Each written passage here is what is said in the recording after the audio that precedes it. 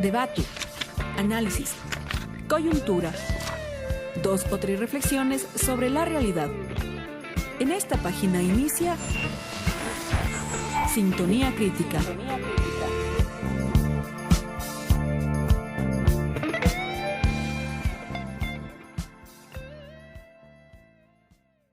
¿Puede haber algo más ridículo que la pretensión de que un hombre tenga derecho a matarme porque habita al otro lado del agua y su príncipe tiene una querella con el mío, aunque yo no la tenga con él?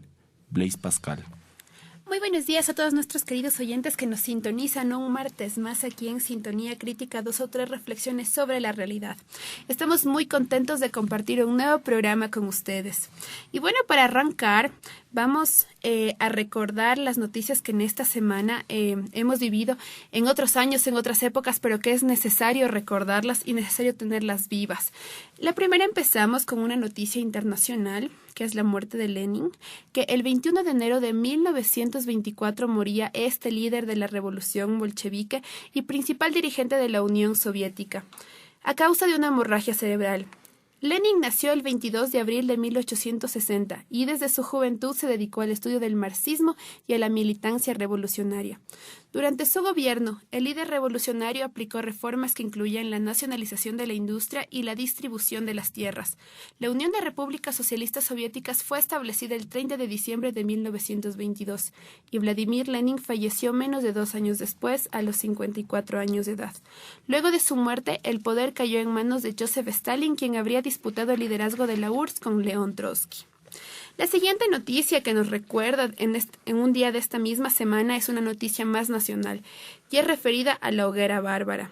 Recordamos el domingo 28 de enero de 1912 que Quito se convirtió en escenario de un crimen de que una turba fanática consumó en contra del general Eloy Alfaro Delgado, líder del liberalismo ecuatoriano, su hermano Medardo, su sobrino Flavio y el periodista Luciano Coral y los militares Manuel Serrano Renda y Ulpiano Páez.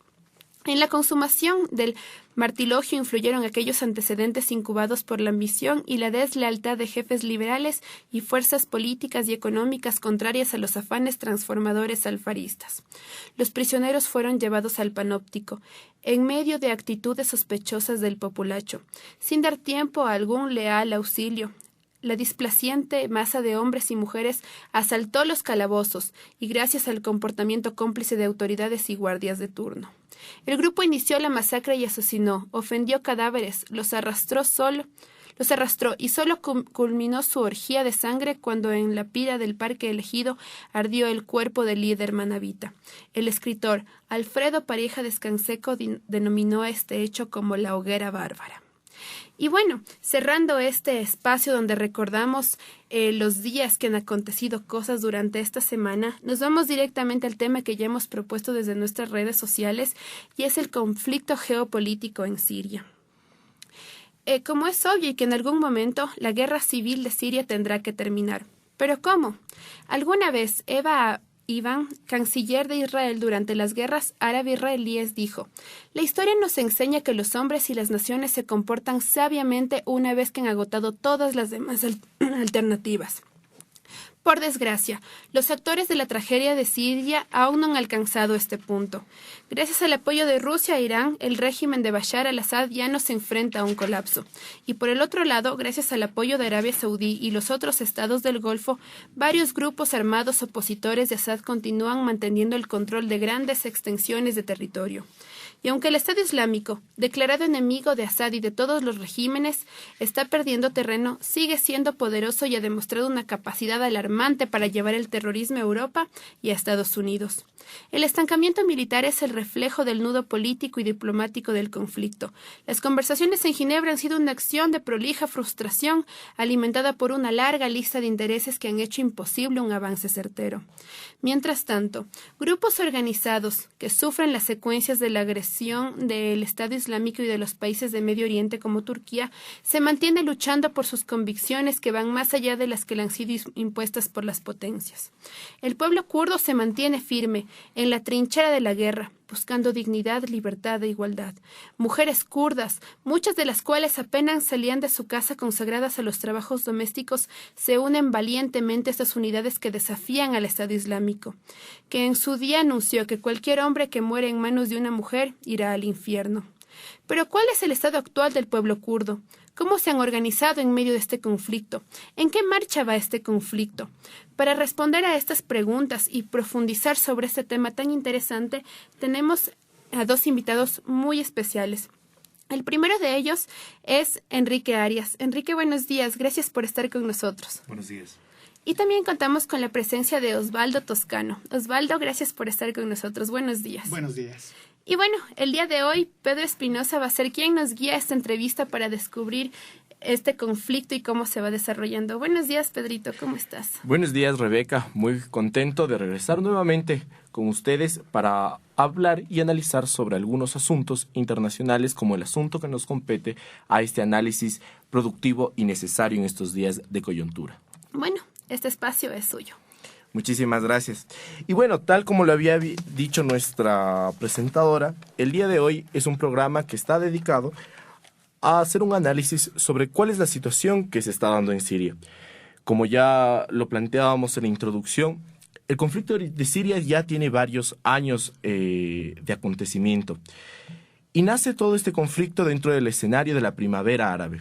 Esto que recordamos, algunos sucesos de protestas que se dieron en países como Túnez, Egipto y Libia, donde en estos dos últimos sucedió acontecimientos de revocatoria del mandato de los presidentes, con intervención internacional, a veces desde la propia organización, y bueno, diferentes análisis nos dan diferentes posturas sobre lo sucedido.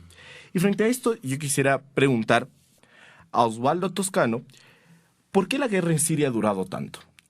La dinámica de la primavera árabe en Egipto y en Libia sucedió en un estilo de manifestaciones políticas, de intervención internacional, y de alguna forma todo en el lapso de un año se logró resolver, con intervención de las Naciones Unidas, a veces con una intervención abrupta de estos países. ¿Cuáles han sido las condiciones propias del conflicto en Siria para que la dinámica propia de lo que habíamos visto en la primavera árabe haya dado un giro que hasta el día de hoy no se ha podido solucionar?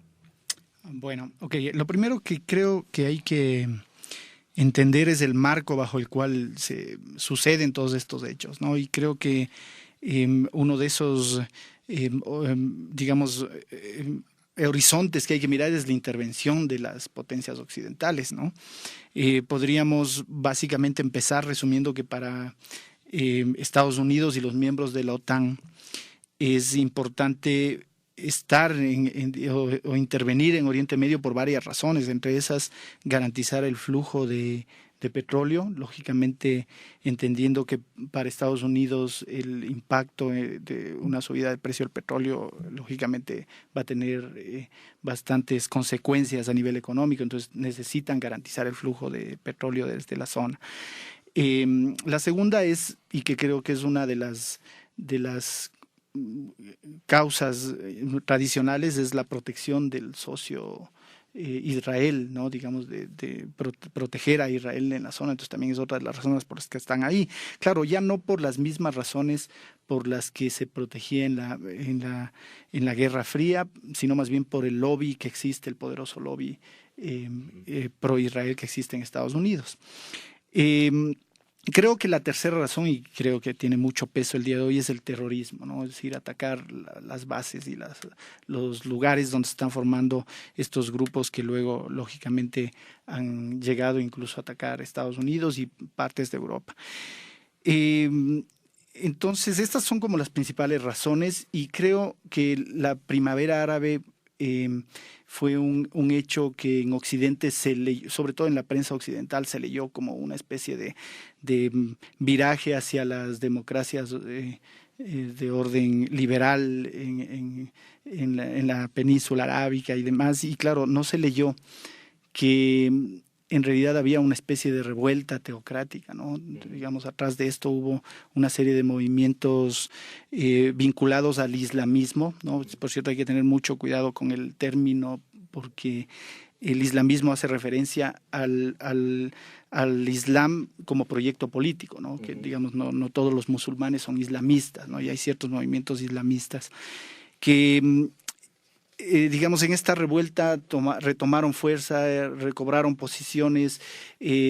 Claro, antes habría que analizar la revolución islámica en Irán en el año 79 y esta especie de pérdida de influencia de Estados Unidos con Irán, ¿no? Entonces esto debilita al único país, digamos, esto fortalece más bien a este tipo de movimientos de orden islámico y bueno, las consecuencias de eso las estamos viviendo hoy. Si vamos al caso puntual de Siria, este intentos de derrocar al presidente Bashar al-Assad lógicamente entran dentro de esta misma lógica, ¿no? que hemos planteado al inicio. Entonces, lo que tienes en Siria es un conflicto que tiene varios frentes y que tiene varias fuentes también, ¿no? Una de esas, lógicamente, tiene que ver con la intervención de Occidente, pero no de manera directa, sino esta estrategia que es desde atrás, ¿no? Empujando o apoyando a los, voy a poner entre comillas, grupos civiles que se oponían a Bashar al-Assad, que luego de alguna manera resultaron ser movimientos islamistas como el Estado Islámico o otros frentes también vinculados a Al-Qaeda.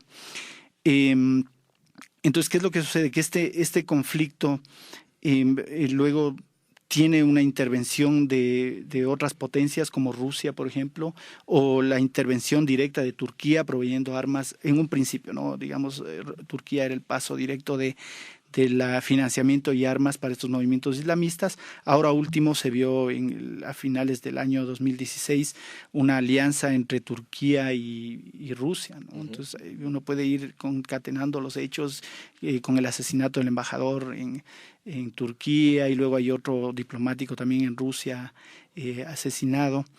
Y todo esto lógicamente ya configura un panorama un poco más complejo porque digamos, esta aparente apoyo de Rusia al presidente Bashar al-Assad, más, digamos, del gobierno que acaba de salir en Estados Unidos, el gobierno demócrata, con serios indicios de haber financiado y apoyado a los movimientos islamistas. Entonces configuraba un escenario, digamos, bastante complicado, ¿no? Hace un momento estábamos comentando que la llegada del presidente Donald Trump y un mensaje absolutamente diferente podría cambiar esta situación en Siria. De hecho, hay una noticia hace pocas horas que al parecer el presidente Trump ordena que hagan una operación conjunta con las tropas rusas, ¿no? Para atacar al Estado Islámico, y Donald Trump se aleja un poco de este objetivo que tenía el gobierno de Estados Unidos de derrocar al presidente Bashar al-Assad. Esto quizás cambie, veamos, esto ya verán en este mes, en los próximos meses, si es que cambia esta realidad. Lo cierto es que tienes una situación con muchos frentes, pero con un enemigo que creo que es el que han logrado el presidente Vladimir Putin y el presidente Trump detectar, que es el Estado Islámico, ¿no? Es decir, esta facción islamista que es en realidad la que se está controlando la zona norte de Alepo y la que causó toda esta crisis humanitaria que vimos hace poco tiempo. Ahora, Enrique, en la misma perspectiva que nos comenta un poco Osvaldo, la primavera árabe de alguna forma motivó una táctica de desestabilización de estos gobiernos desde una organización interna de la sociedad, desde una mirada desde el mundo internacional, que lo que estaba sucediendo eran revueltas internas. Y luego en Siria, si bien sucede esto, hay este cambio. Y de repente ya no es el escenario donde hay una sociedad civil organizada y que ese es el blanco principal que está en los medios de comunicación, sino empieza a aparecer esto del Estado Islámico y esto del terrorismo. Y un poco aquí, seguido la línea que nos comentaba Osvaldo, esta táctica del terrorismo ya utilizada, o podríamos decir si es que Estados Unidos la utilizó en Afganistán con el Talibán o con el propio Al-Qaeda dentro de Irak, Irán y Afganistán. si es que esta táctica la volvió a tomar Estados Unidos en una financiación real, directa del Estado Islámico para un tema de generar un caos y un desabastecimiento incluso de servicios necesarios para la sociedad, para que un poco lo que sucede en Siria es una situación caótica que genere la intervención inmediata de Estados Unidos. A ver, yo creo que el escenario en el cual se definen estas escaramuzas, digamos así, o esta guerra en Medio Oriente, tiene que ver necesariamente con una especie de intención del reordenamiento de las áreas de influencia en el lugar, que no es nuevo. O sea, desde épocas de la Guerra Fría se disputaban la Unión Soviética y los países occidentales se disputaban áreas de influencia muy importantes. El propio Egipto fue uno de los escenarios más importantes y me parece que gran parte de lo que fue el movimiento de los no alineados y de lo que ha sido el foro de países árabes han coincidido principalmente en defender el ámbito de lo árabe lejos de la influencia occidental. La influencia occidental me parece que ha tratado no solamente de conseguir objetivos económicos y de obtención de materias primas, fundamentalmente petróleo y gas, sino de una especie de reconversión ideológico, política y religiosa de los países árabes. Obviamente ese es un despropósito gigantesco de Occidente que, amén de que se denuncia o se presenta como una forma política, ideológica decadente, ha tratado de influir con la democracia liberal, digamos, entre comillas, en el área. Ahora, puede ser que esto sea el objetivo final, pero en realidad los objetivos inmediatos eran ganar influencia en los países donde se dio la supuesta primavera árabe. La primavera árabe, de hecho, tuvo algunas causales internas en algunos países. En Túnez, por ejemplo, hubo manifestaciones muy, muy potentes. En Egipto también. En Libia también. En Libia no tanto, pero de hecho esta reconfiguración de las áreas de influencia en un primer momento tuvo inclusive, podríamos decir, el apoyo de Rusia y de China. Tanto así que en el Consejo de Seguridad de las Naciones Unidas en el año 2013, cuando asesinan o matan a Muammar Gaddafi, China y Rusia votan a favor de la zona de exclusión aérea. Obviamente la zona de exclusión aérea en Libia fue mal utilizada por las fuerzas de la OTAN porque no era para el objetivo que finalmente resultó, que fue un vil asesinato a Gaddafi en una carretera y no en la zona de exclusión aérea. A mí me parece que finalmente lo que ha sucedido en los últimos años no es sino una reacción por parte de Rusia, principalmente de Rusia y de China también en alguna medida, pero principalmente de Rusia, al entender que no es posible contar con un acuerdo con Occidente, principalmente con la OTAN, para poder establecer una zona de convivencia pacífica. Y me parece que, por otro lado, se ha desbordado lo que podría ser la confrontación religiosa entre sunitas y chiitas.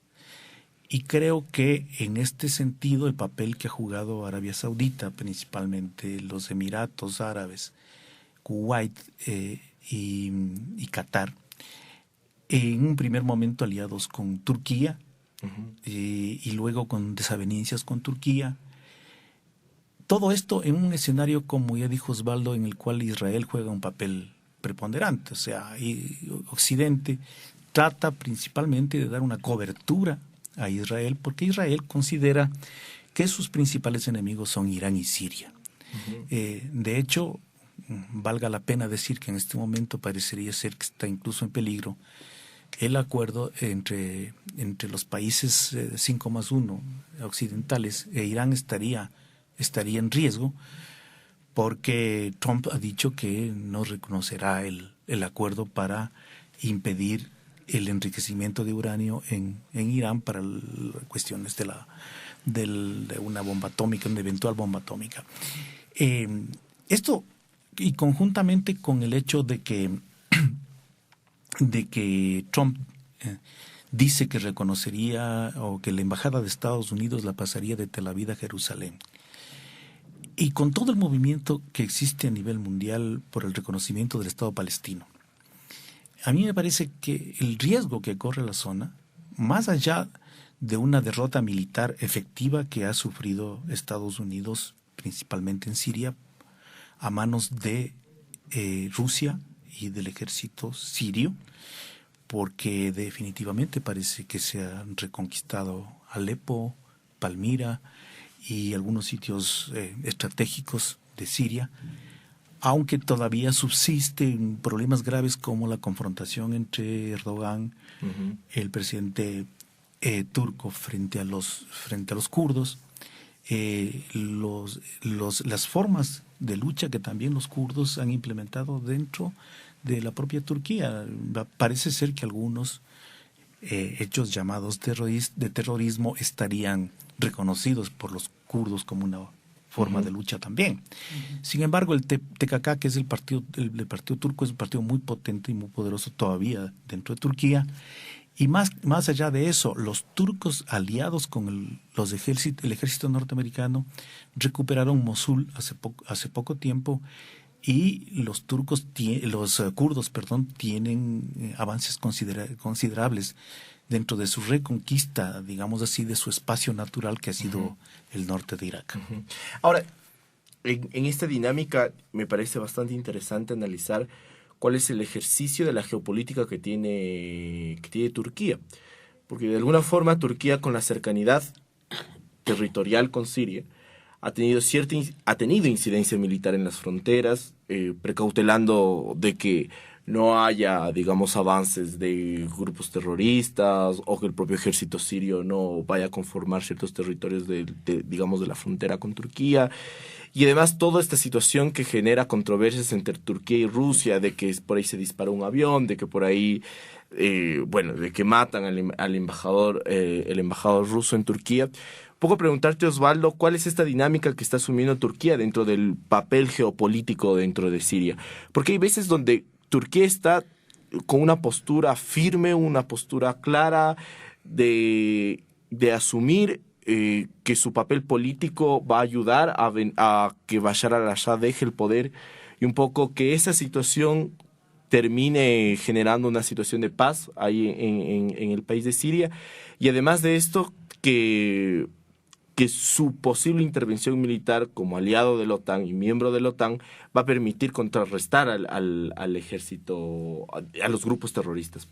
Claro. Bueno, a ver, el hecho de que Turquía ha tenido una especie de giro de 180 grados, ¿no? En los últimos meses.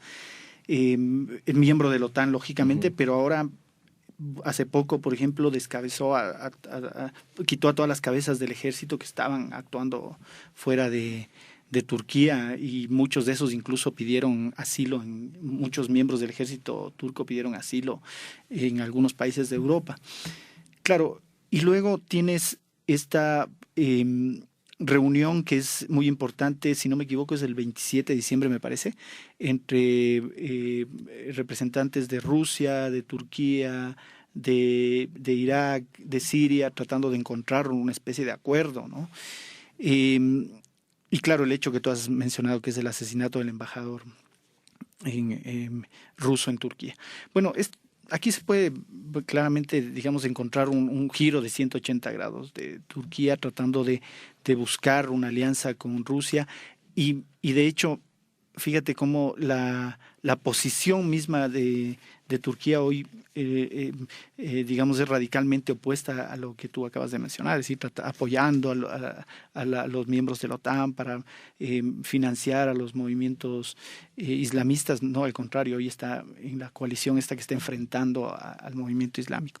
¿Qué es lo que pasa? Que Erdogan se convierte en una especie de personaje incómodo para los servicios de inteligencia norteamericanos. Entonces, hay si no me equivoco, hay un par de intentos de asesinato y entonces él empieza a tomar distancia, ¿no? Y empieza a tratar de encontrar un nuevo protector y lógicamente se vincula a Rusia.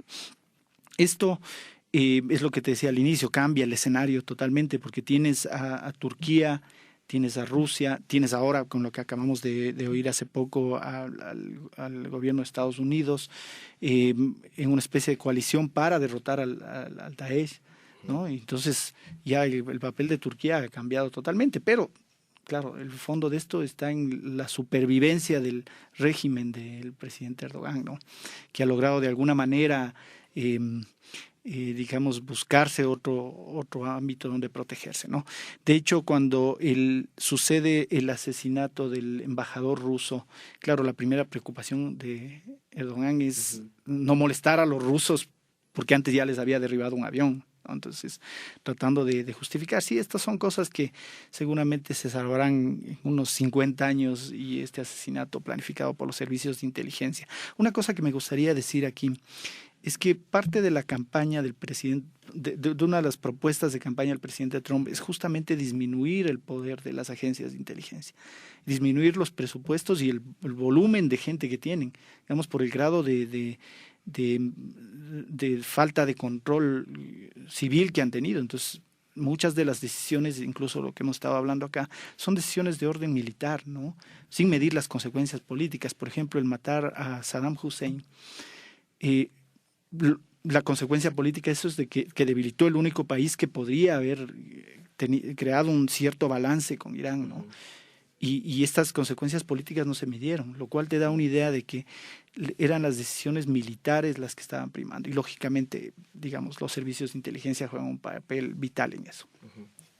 Ahora con lo que nos dices, Osvaldo, entendiendo un poco mejor esta dinámica internacional, digamos, de cuáles son los papeles de Rusia y de Estados Unidos, quisiera un poco concentrarnos más en la propuesta del Estado Islámico, porque de repente, digamos, se logra tener una cabida, y una cabida que tiene vigencia, digamos, desde finales del siglo XX y todo el principio del siglo XXI, con todo lo que es Al-Qaeda, ahora Daesh, bueno, el Estado Islámico en sí, logra tener cierta cabida en cierta parte de las sociedades que rodean en Medio Oriente.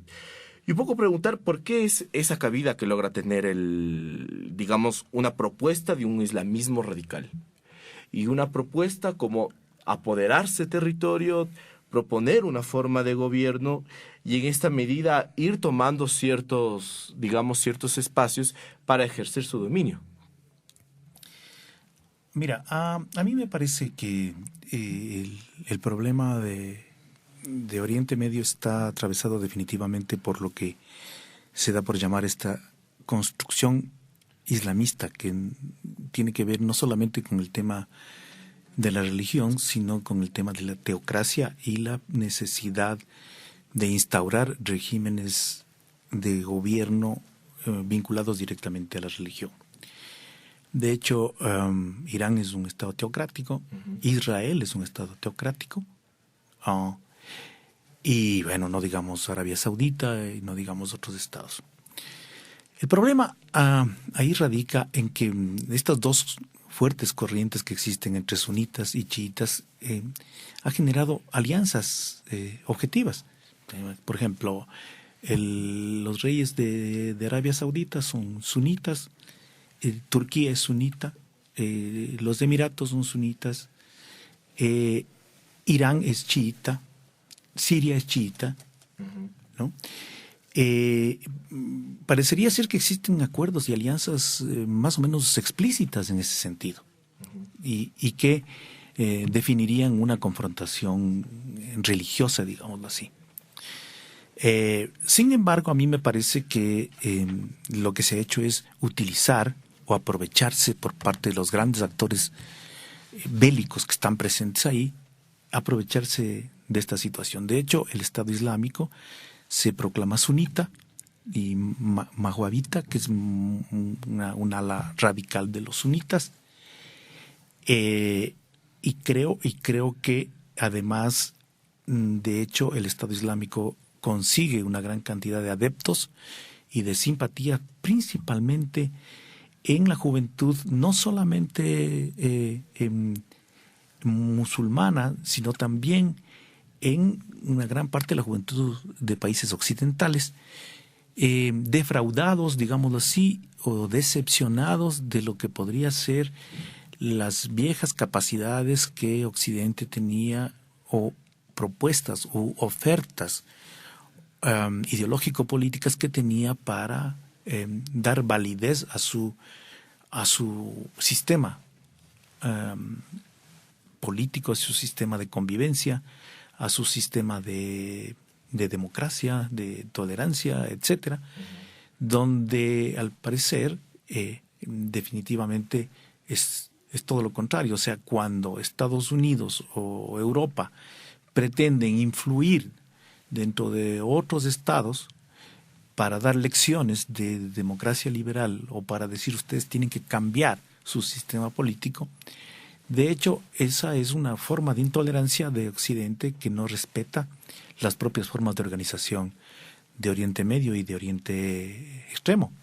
Entonces, a mí me parece particularmente que es la decadencia de Occidente en este mismo sentido, en el sentido de que ya no da más posibilidades y cabida a lo que podríamos llamar la discrepancia, a la existencia del otro, es lo que desata la existencia del Estado Islámico. El Estado Islámico aprovecha el descontento, digamos así, y la desorientación, la falta de paradigmas principalmente de la juventud, y recluta a todos los antisistemas del mundo.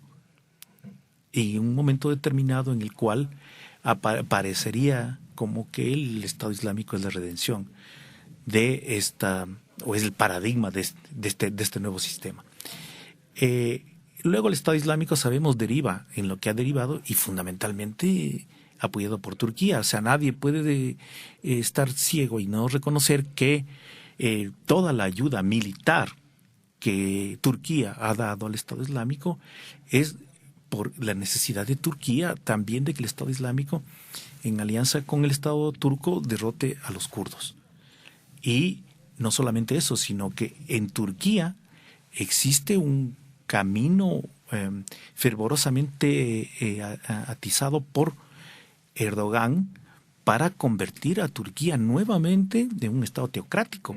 O sea, Turquía probablemente ha sido uno de los países más laicos y más liberales, y que ha logrado de constituir una clase media principalmente muy democrática, que últimamente, con las reformas constitucionales y con el objetivo de perennizarse en el poder y además de ejercer un poder mucho más autoritario, está valiéndose también de la construcción de gigantes mezquitas para conducir supuestamente a su pueblo a una religiosidad que sería un retroceso respecto a la laicidad que había logrado hasta hace poco.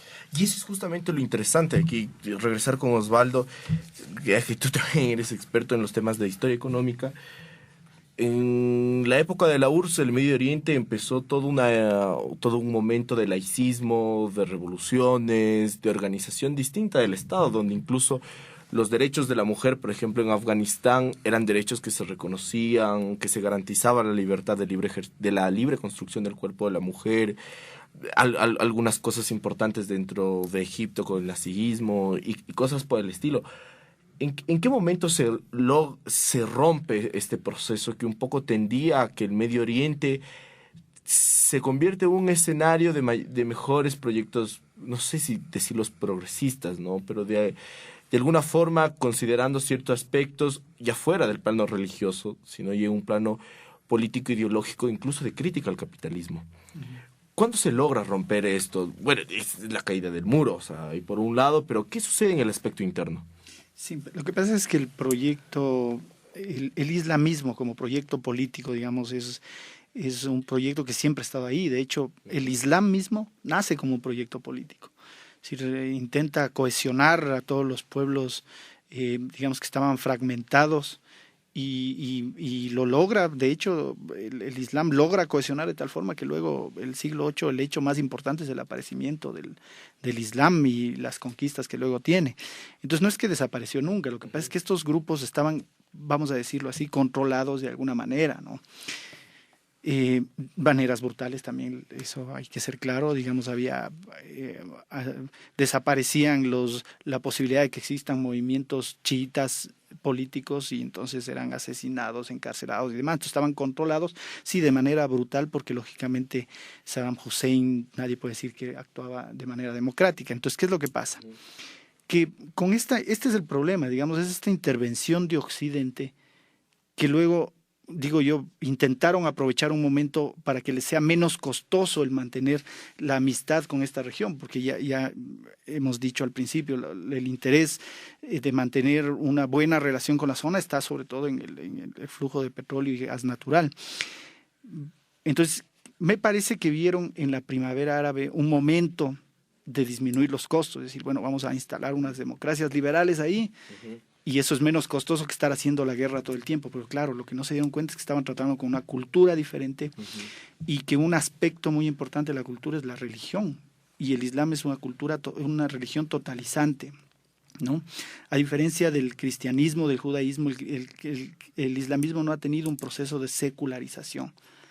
Por lo tanto, digamos, es una religión que abarca todo, y la ley sharia, de hecho, es eso, ¿no? Digamos, el islamismo es digamos, el proyecto político para instalar la ley sharia como organizador de la vida de los individuos, de las sociedades y demás. Entonces yo creo que ese momento es clave, digamos, porque es el momento en que se equivoca Occidente sin duda y genera todo lo que estamos viviendo hoy, ¿no? Acuérdate que en la última campaña en Estados Unidos, Trump acusó, pero una cosa que no se había visto nunca, acusó al presidente Obama de haber armado y financiado al Estado Islámico.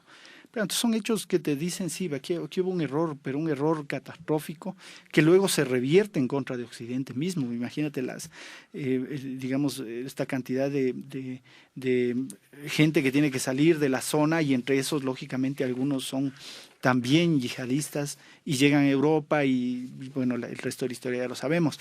Entonces, este es el error de Occidente, el haber intentado convertir a este momento que es la primavera árabe en un momento de democratización occidental, es decir, tratar de crear una democracia occidental, del estilo liberal occidental ahí. Se equivocaron y bueno, aquí tienes las consecuencias, ¿no? Y en concreto, ¿cuál es la propuesta del yihadismo? Porque para nuestros oyentes y muchos quienes hemos estado en las discusiones sobre la situación en Siria, muchas veces nos perdemos en esta cuestión del Estado Islámico, porque cuando se empieza a indagar un poco a fondo, encontramos de que el Estado Islámico no es simplemente una organización terrorista que está rompiendo, que está en un tipo de transgresión, de agresión, de provocar conflicto, sino que hay una propuesta por ahí que es, digamos, secundada y que sobrepasa las fronteras de Siria. Tenemos que también el Estado Islámico tiene una gran incidencia en países como Irak. Y en ese sentido, la propuesta de ellos del yihadismo contempla la construcción de un Estado religioso radical sobre las posturas y sobre ciertas lecturas del Corán. Un poco también quisiéramos que nos expliques eso. Sí, a ver, básicamente tienes que el islamismo es una ideología, ¿no? Y digamos, el Estado Islámico es fruto de esa ideología, y luego, por eso tu comentario de cómo reclutan jóvenes en Occidente también, sí, porque es, digamos, una visión nueva, una cosmovisión nueva que presenta. Todo esto está basado en la idea de el Islam y la Suna, dependiendo, claro, los sunitas, el Islam, y digamos el Corán y la Suna como fuentes de las decisiones políticas. Es desde ahí de donde tiene que partir. Entonces, ¿qué tipo de sociedad es la que quieren implementar? La que dice la ley Sharia. Digamos, existe un orden que está jerárquicamente estructurado desde, dependiendo si son chiitas o sunitas, ¿no? Dependiendo, la palabra de Alá es intraductible en un caso y en la otra, digamos, hay los imanes que son los que pueden tener voz política ahí. Pero claro, es un proyecto que lo que busca es implantar el Islam como organizador de la sociedad. Evidentemente están contra lo que ellos llaman Occidente, o vamos a decirlo claro, contra el capitalismo occidental, están totalmente contrarios contra ello. Yo acabo de leer un libro de economía digamos, una traducción de un libro islámico de economía, y claro, lo que están planteando es una visión que ni sea capitalista ni sea el comunismo soviético, sino una especie de visión, de tercera visión, pero que básicamente lo que hace es poner a Dios por sobre todo, ¿no? Entonces, a través de eso se organiza, y el Islam como tal tiene un problema, digamos, no permite esta secularización que han tenido las otras religiones, porque tiene una especie de candado. La palabra de Alá es, nadie puede interpretar lo que dice ahí. Entonces, cuando dices yihad, estás hablando en realidad de dos cosas, ¿no? Hay dos tipos de yihad. Hay una yihad interna, que es esa lucha que tiene el individuo para vivir en concordancia con los mandatos de Dios, y hay otra yihad que es externa, que es la lucha contra los infieles, ¿no? Con esto, por cierto, no quiero decir yo que todos los musulmanes son yihadistas, porque no es verdad. Hay frases de la Biblia que también se pueden tomar literal, ¿no? Pero claro, estos movimientos lo que hacen es aprovechar esas frases o estos pasajes y luego transformar eso en herramientas políticas, ¿no? Por eso es que pueden captar gente alrededor del mundo. Entonces, es difícil la guerra, porque es una guerra no convencional, donde no está un ejército en un lugar, es una ideología que está diseminada por el mundo. En Francia hoy, la segunda religión es justamente el Islam. Es la segunda religión. En Alemania, bueno, no sé si sepan, pero en Alemania las religiones reciben ciertos fondos del Estado para financiarse. Los musulmanes no pueden recibir, porque hay una serie de peligros que el gobierno alemán detecta. Y entonces no les financia por eso, ¿te das cuenta? Es decir, no es una guerra convencional, es una guerra diferente, una guerra que está diseminada por el mundo y que tiene una poderosa herramienta que es la ideología. Entonces, es una guerra contra Occidente, ¿no? Ahora, yo lo que estoy viendo es que el presidente Vladimir Putin lo tuvo claro siempre, y de hecho siempre dijo esto, estuvo hablando de esto, y el presidente Trump parece que se va a alinear. Entonces, esto es una especie de, bueno, oye, vamos a despertarnos, porque en realidad el enemigo que tenemos es un enemigo muy potente, un enemigo muy potente que puede complicar las cosas a Occidente. Ahora, pensando, tenemos un actor en el medio de estas guerras, un actor que es bastante interesante, porque mientras están las potencias, está el gran bloque internacional luchando sobre el tema de Siria, sobre el tema del terrorismo, y por el otro lado tenemos al terrorismo organizado desde diversos frentes, está el pueblo kurdo, ¿no? Y es interesante ver que, y por eso antes les preguntaba sobre cuál es el rol que cumple Turquía, porque el pueblo kurdo, de alguna forma, el país con quienes más han tenido controversia ha sido con el gobierno turco, ¿no? Planteando de que el Kurdistán debe tener parte del territorio que lo conforma Turquía, y de que tiene que tener una capacidad de acción política incluso sobre el parlamento turco. Y aquí preguntarte un poco, Enrique, si la dinámica del pueblo kurdo durante esta guerra también ha sido una parte fundamental para ir alejando a los sectores del Estado Islámico que están alrededor del territorio que el pueblo kurdo reclama como suyo. Se han sido un actor protagónico, y se han logrado también ser parte importante de la guerra, en sentido de que han logrado tener victorias importantes. Bueno, me parece que hay que partir del hecho de que por siglos ha existido una zona importante llamada Kurdistán, en donde han estado los kurdos con características propias de una nación, con idioma propio, con formas de organización y cultura propia. Y bueno, el Kurdistán también ha sido dividido por las diferentes guerras y por el propio Imperio Turco Otomano, que también dividió el Kurdistán. Pero bueno, en época de Saddam Hussein, los kurdos tenían un territorio, digamos así, perfectamente definido, aunque eran parte del Estado de Irak. Sin embargo, Saddam Hussein tuvo, digamos, la sabiduría de organizarlos de tal manera que los sunitas estén al sur, los chiitas en el centro y los kurdos al norte. Y vivían en relativa armonía, aunque los kurdos siempre pretendieron una independencia y la creación de su propio Estado. De hecho, por algunas razones los kurdos tuvieron que replegarse también y estar en Turquía, y en Turquía existen muchos kurdos. Pero en realidad, digamos, lo que verdaderamente existe es una nación kurda, o lo que podría llamarse el Kurdistán. Existe sin la definición de sus fronteras geográficas. Y por lo que luchan ellos es por eso. De tal manera que ellos han tenido que luchar, bueno, contra Saddam Hussein en cierto sentido, y ahora contra Erdogan. Y en algunos casos, ahora, por ejemplo, han hecho acuerdos con el gobierno de Irak, y no solo con el gobierno de Irak, sino también con los ejércitos norteamericanos, para sacar al Estado Islámico de Mosul, por ejemplo. O sea, Mosul era verdaderamente un foco de existencia del Estado Islámico muy cerca de Bagdad, y que atentaba efectivamente a tomarse Bagdad. Entonces, diríamos así, los kurdos y el gobierno de Irak y las tropas norteamericanas hicieron una alianza para liberar Mosul. Mosul prácticamente está liberado, y han seguido algunas luchas hacia el norte de Irak tratando de someter a ISIS. Yo veo que paulatinamente están siendo derrotados ISIS, derrotados militarmente. Sin embargo, a mí me queda la preocupación de que ellos puedan cambiar de estrategia y de forma de lucha.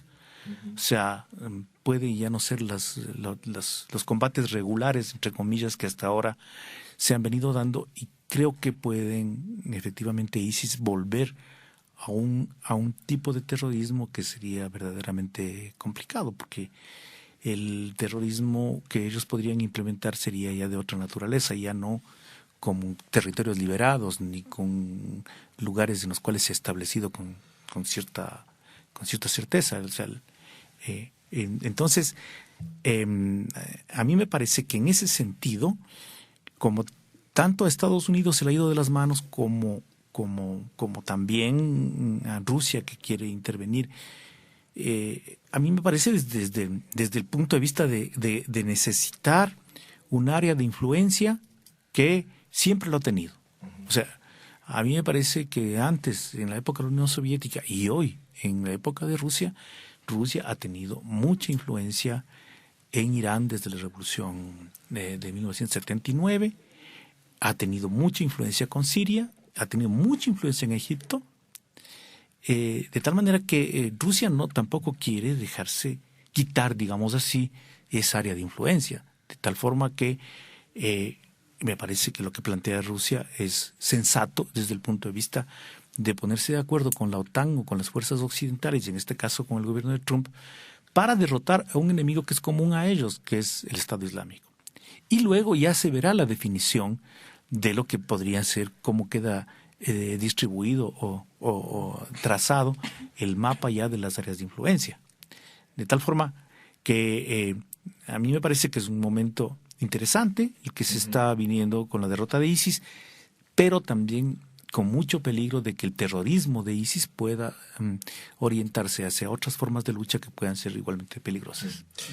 Bueno, el tiempo vuela en la radio y hemos hablado de tantas cosas y nos quedan tantas cosas de qué hablar. Sería interesante invitarles nuevamente para hablar, digamos, de esto que lo ha mencionado Osvaldo, lo has dicho Enrique, sobre cuál sería la nueva política internacional que tendrá Estados Unidos ahora que tiene un nuevo presidente y un presidente tan polémico, que se ha dicho tantas cosas y que podría plantear, digamos, desde la cercanidad que tiene con Rusia, una solución desde las potencias que logre apaciguar el conflicto. Bueno, agradecerles a nuestros queridos radioescuchas, agradecerte Enrique, agradecerte Osvaldo por la visita, por la discusión, por el análisis.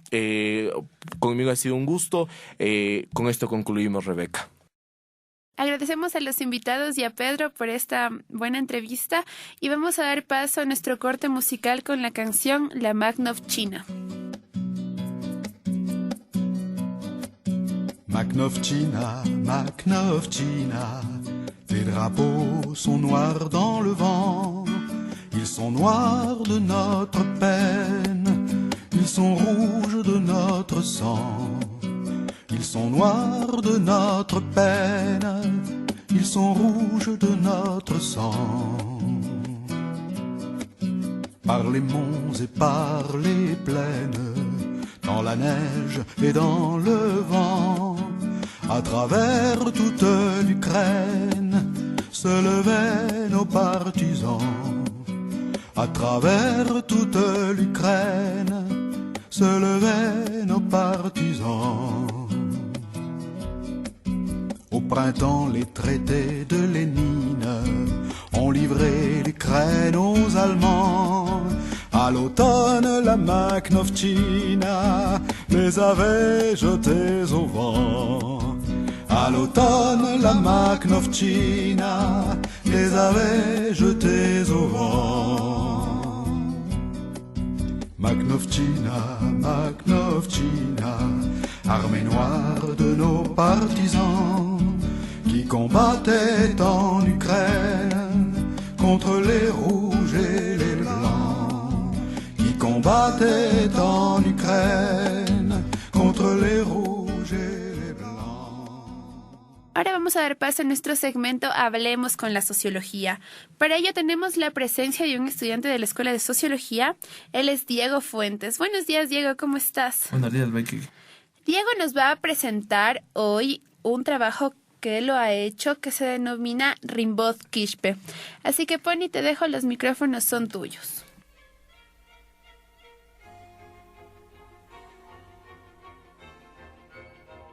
El pensamiento político de derecha de Simone de Beauvoir nos ayuda a entender los distintos procesos de producción entre la tecnocumbia y sus críticas. Entendamos que la derecha siempre ha pronunciado debates sobre el pluralismo y la necesidad de la individualización del sujeto frente a la sociedad de masas, entendiendo esta como una ideología moderna, de derecha desde intelectuales como Spliger, Burham y Jasper, cuyos pensamientos encontraban esperanzas dentro del fascismo y regímenes totalitarios para la reconstrucción de individuos. El arte, en este sentido, contiene un dogma aristocrático en relación a la belleza. Pero ¿qué entender por belleza? El arte recrea en este sentido un mundo en traducción que, lejos de su individualismo político, contiene un principio trascendental definitivo dentro de su propio ser. En este sentido, la música de Delphine Quispe y sus analogías frente a la sociedad de masas se presenta como un punto de quiebre entre estética y política. Willo Roales tiene un análisis de 15 tesis sobre prohibido prohibir lo Quispe, en el cual podemos relacionar el proceso de producción artístico entre la expresión de una cultura globalizada frente a problemas de estética desde el folclore andino. El problema real es la vinculación entre la masa y la producción de arte genuino. La producción estética, en la que deja monumentos sobre lo significativo, rompe la contingencia y hace referencia a un túmulo universal. Tanto en el pensamiento político de derecha o de izquierda, el arte es reconocido como una fuente propia de significación y juegos políticos. Lo que entendemos como una crítica en este sentido y una proyección puede ser la literatura, con personajes como Rimbaud, Mallarmé y musicalmente Delphine Quispe, ya que en ellos se anexa una rebelión contra la burguesía. Encontramos un grado de insurrección individual, intelectual, moral y estética. Y es Delphine quien logra encarnar un nuevo devenir musical desde una perspectiva de Rimbaud. Al igual que al homenajear a las víctimas del 11 de septiembre, como al no construirse como un sujeto tradicional de música popular, sino anexarse a un folclorismo musical en relación a la moda o una efervescencia de consumo dentro de la información de canales como el YouTube. Podremos denominarle al YouTube como su cuadrilátero. Un enfrentamiento en el cual no sabemos si Delfín es nuestro mayor espejo, ya que se presenta dentro de escenarios globalizados como en redes sociales, y lugar donde las vías de comunicación han anexado problemas sobre la verdad y la cuestión política postmoderna. En retrospectiva, la burguesía ha tomado a Marx, a Rimbaud, Mallarmé y también a Delfín, pero la indulgencia en su visión se logra estructurar en estrategias de comunicación. La poesía es otro tema en el cual enfrascarnos, ya que construye sobre una ruina de valores burgueses, pero en dirección de masas. En este sentido, desde el 13 de diciembre del 2006, más de 1 millón de visitas en sus videos subidos a YouTube. El arte, al igual que la moral, logra limitar al humano y copiar indefinidamente sus formas muertas. Vale preguntarse desde cuándo surge la posibilidad de que el arte se sobreponga al tiempo, y si no es así, destino del arte como el tiempo mismo de lo sensible. Simone de Beauvoir es muy clara cuando menciona que el primer cuidado de un nuevo Rimbaud es saltar lo que lo protege. Esto hace Delfín, y lo tomamos constancia al revisar los comentarios de denigración, fascismo, racismo, elitismo y demás procesos de producción de una cultura burgués, como no darnos cuenta del odio, la xenofobia y otras formas de exclusión que se han vuelto globales y visibles. Aquí encontramos el miedo, como dice Ruales, como otra cara del odio.